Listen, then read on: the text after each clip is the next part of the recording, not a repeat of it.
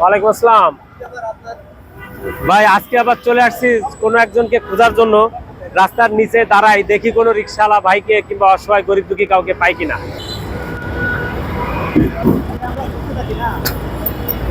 অবশ্যই ওই যে একজন আসতেছে দেখা যাচ্ছে।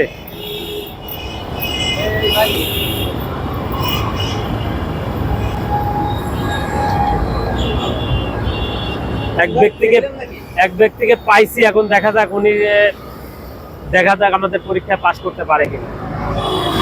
কয় ছেলে মেয়ে? এক ছেলে এক মেয়ে। কি বাড়িতে থাকে না ঢাকায় থাকে?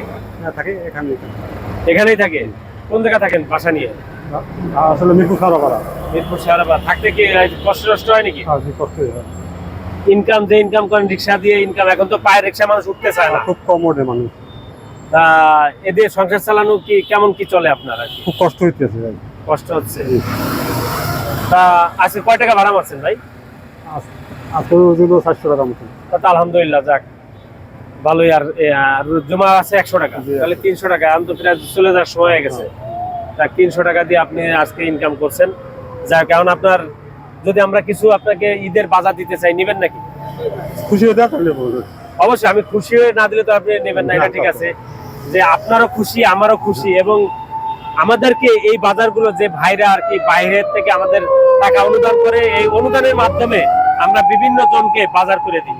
তাই আপনাকে আজকে আমার চয়েস হয়েছে আর কি, আপনাকে দেখে মনে হয়েছে যে আপনি অসহায় গরিব দুঃখী এরকম মনে হয়েছে, তাই আপনাকে এই বাজারটা আজকে আমি দিতে চাই। তাই একটু দাঁড়ান, আমি বাজারটা নিয়ে আসি।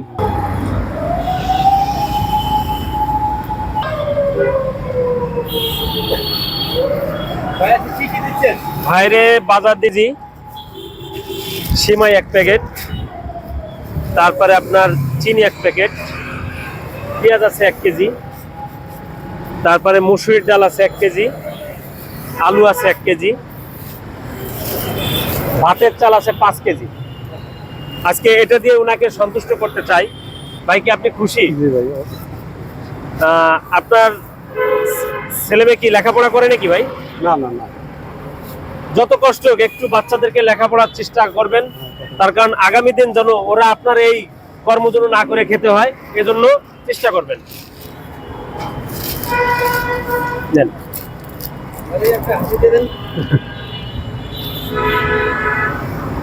ভাই কিছু বলবেন নাকি?